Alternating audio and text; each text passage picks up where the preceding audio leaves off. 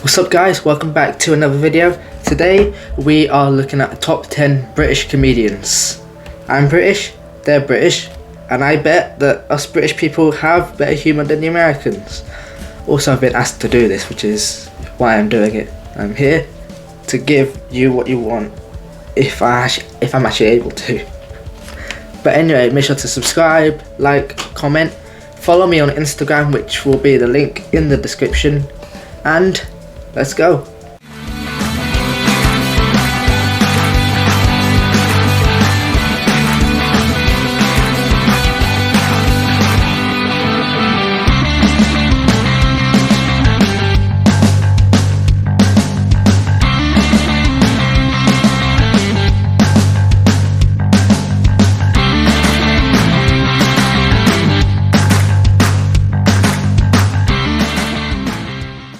And bossing hecklers. Welcome to Watch Mojo UK, and today we're counting down our picks for the top 10 British stand-up comedians. The drink out, your brew. The drink was... Where's my brew gone? Where's my brew? You don't give me, I'll drink the again. What? Before we begin, if you enjoy this video, please subscribe for more great content. For this list, we're rolling with the greatest UK stand-up acts of all time. We focused our rank on classic joke and punchline performers, as well as comics renowned for their storytelling. All-around entertainers and performance artists, including the likes of the brilliant Bill Bailey, aren't included today. For a specialised look at the world's top 10 female stand-up comedians, be sure to check out our sister channel, Ms. Mojo. Would you have bothered with the hair if you had his face? No. If your face looked like a novelty jug that was made in a secure unit pottery class. What? Number 10, Michael McIntyre. What do we want to see, ideally, when we watch somebody park in the disabled spot? What are we hoping for? Somebody to just park in the spot, the door open, and a minute and a half later, fall out? Since starting up in the mid-2000s, Michael McIntyre has become one of Britain's most popular comedians. I do like bright and McIntyre. energetic style shapes his routines, earning him solid rep as a hilarious host. They had both wound the windows down and had their heads on the motorway out of the window. A presenter for several stand-up What's this programs about? and a one-time judge on Britain's Got Talent, Really? Michael McIntyre's Big Show is arguably his most successful vehicle, bagging him a BAFTA in 2017. You get out in the morning, every single person is reading the Metro. Everyone. Why doesn't one person just read it to the carriage? What the hell? Number 9, Lenny Henry. We shall fight them on the beaches and in the hills. We will never surrender. Churchill. While today's audience probably knows him best for his slightly annoying Premier Inn ads, Lenny Henry's comedy career dates back to the 70s. A perennial favourite thanks to his broad and charming style and his lead role with Comic Relief, he has stayed at the top of his game for decades. You freaking vegetarians are driving me mental. I'm sticking a chicken tikka on your cabbage and lentil. Knighted for his services to drama and charity in the Queen's 2015 birthday honours, this chap's a national treasure. I won't be doing the drinking, though. I don't do the drinking anymore. I used to do the drinking. I don't do that. I had a cab driver one time thought I was from Narnia. Where you going, pal? No. Number 8, Lee Evans. And have you noticed every time there's a murder on the news, the police put a tent up? As soon as there's a murder, tent. What if there's a murder in a tent? A retired That's stand-up true. as of 2014, Lee Evans sure deserves a rest. He leaves behind a 20-year legacy, including famously sweat-drenched routines packed with energy. Yeah, You know, clearly. the police are so caught up in bureaucracy, gone mad, they've got their police horses doing it now. You've seen the riot horses, haven't you, with those glasses? It's not for the riot. They're reading glasses. At his prime, he was one of the best storytelling comedians in the country, as well as an occasional dabbler with Hollywood. Hey, you want your pizza? Here, man. He called time on his career to focus on his family, but didn't he have a blast? You're still sitting there 3 hours late with that kid poking his head up like... kids. Number 7, Eddie Izzard. I was always fascinated by James Bond's gadgets because he had these brilliant little gadgets, but the guy who gave them to him, Q, must have been some sort of psychic because he always gave him exactly what he bloody well wanted. Famous for his brazen approach and unique wardrobe choices, Eddie Izzard embraces the odder side of life. His often surreal musings can tackle anything from serious Whoa, those societal trousers, topics though. to plain bizarre run-throughs of everyday life on the Death Star. You'll need a tray. Do you know who I am? Do you know who I am? This is not a game of who the who. For I am Vader. He's also noted for his film and TV work, his political influence, and for undertaking some truly marathon challenges for charity. But Izzard's stand-up shows boast some of his best and boldest material. Ava, let's marry him. Where shall our honeymoon be? Well, in a ditch, covered in petrol on fire. I've already arranged it upstairs. Oh, how romantic, Adolf. Yes, I know. Number 6, Frankie Boyle. Don't worry. Your mum knows you.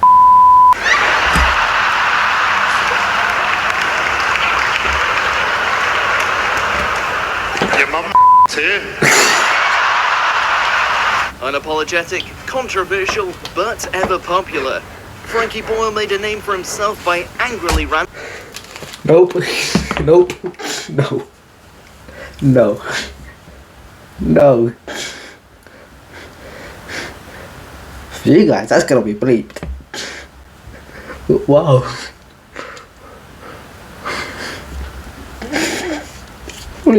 I may have not properly laughed, but that was definitely funny. It was the funniest one yet. Good lord. I will also say, sometimes when people tell jokes, it does take a lot to make me laugh. So if these guys can do it, then they're approved in my book.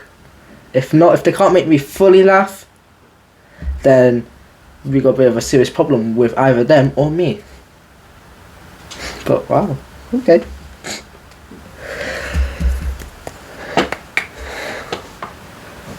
Righto, let's get on with it. His way through Mock the Week. Never one to shy away from big issues, his views on the likes of Brexit and the 2016 US election also led to a hosting gig on Frankie Boyle's New World Order. Donald Trump sort of looks like someone playing a president. What?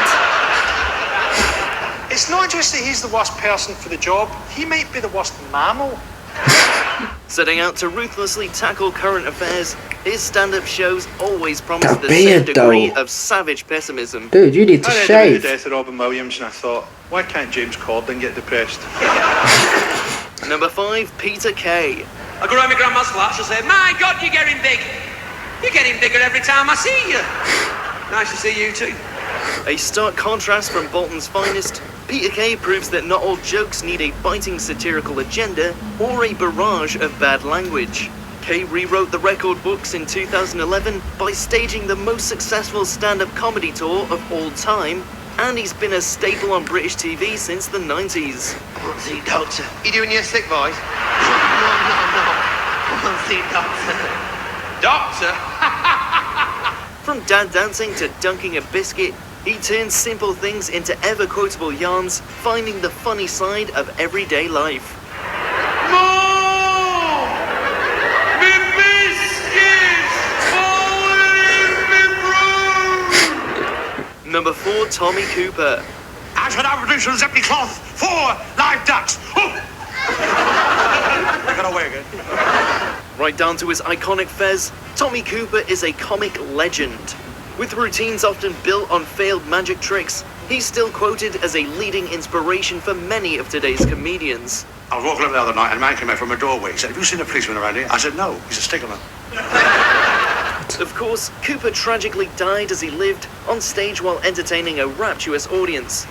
But his lumbering manner and the cheeky chappy persona still holds up today. Do you know, as I was waiting to go in to see him, the same dentist, and I was sitting reading the magazines. Wasn't it awful about that Titanic? Number 3, Billy Connolly. I tend to frighten people on the beach because being Scottish, I'm pale blue. It takes me a week to get white, you know. Another who's known for film and TV as well as stand-up, Billy Connolly worked on the Glasgow shipyards before becoming a folk singer and comedian. His frank, brash and ballsy shows soon saw him become an icon in Scotland and an international hit. And in the movie she goes, Affectionately known as the Big Yin, he Some played the context would be belligerent nice. Scot to a T and became well known for his constant touring in the 90s. He's a man of the people and a riotous one-off. It's a funny name for the countryside, the bush, isn't it? I think the middle of Australia is a huge desert with one bush.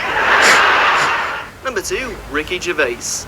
It's a strange sort of bigotry that you can affect someone else's lifestyle that doesn't affect you back. It's not like they asked a bloke once, said, sorry, do you mind if these two men get married? He went, no, fine, okay. I'm off then. What? I didn't know that was... If you're easily offended, look away now. He's an actor, a writer, a director. He's hosted the Golden Globes. But for pure Ricky Gervais, you... Here's the thing. Let's take Jeremy Clarkson for example. When he was on Top Gear, he could say something really offensive and not that many people would get offended. If you say that now, like 10 years later, everybody gets offended waving their arms in the air saying that he's an absolute I mean, where and why was there a transition where people went from not being so offended to suddenly being more offended than offended is itself? When and why and how and who did this? And because of this, jokes are literally limited now. You either tell a really bad, funny joke and get cancelled completely, or you tell a harmless joke and not that many people laugh. Ugh. Some people, please, get a sense of humour. Please. You know, we're not trying to be offensive. You know, the intention is not to be offensive. You know, we never said it so that you would get offended. We said it so that you and everyone else could laugh. That is the point of a joke.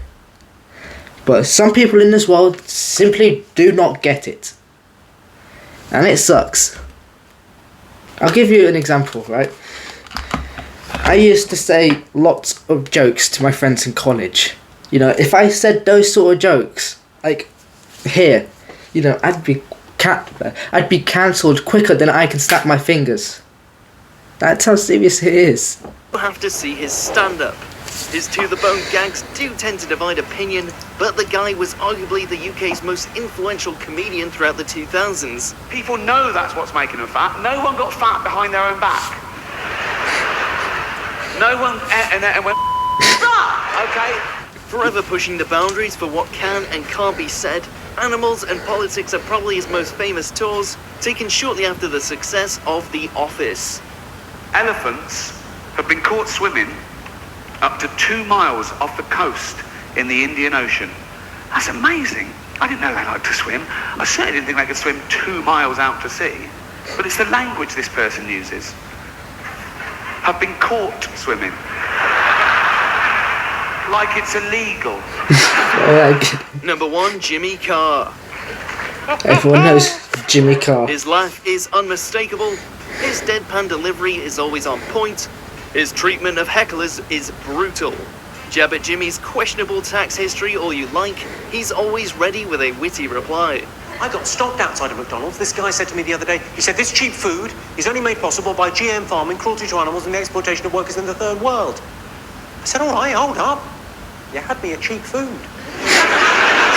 Jimmy Carr has been the face of British comedy for years, hosting or appearing on a range of shows. But forget the studio, give this guy a stage and he will invariably own it. I was asked this evening not to be patronising or sexist. I thought, fair enough, let's face it, birds can't take it. To quote his 2008 tour, Wow. He's a joke technician and nobody does it better. Men propose on their knees. Do you know why that is? It's to get them used to asking for when they're married.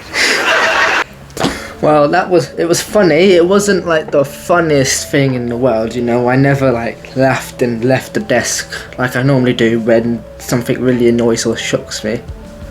But you know, it wasn't the worst thing in the world. I also turned into a rant from me. I didn't expect to be able to rant to you guys. And to be honest, I bet you there's one person in this world, they may not be watching this video, but there's one person in this world who thinks what I said is controversial and then wants to cancel me. I bet you there's that one person in somewhere on planet Earth. There is one person. And yeah. But anyway, I hope you guys enjoyed. Make sure to subscribe, like, comment. Instagram is in the description. Link to the original video is also in the description if you want to watch it without the bleeps. But otherwise, peace out.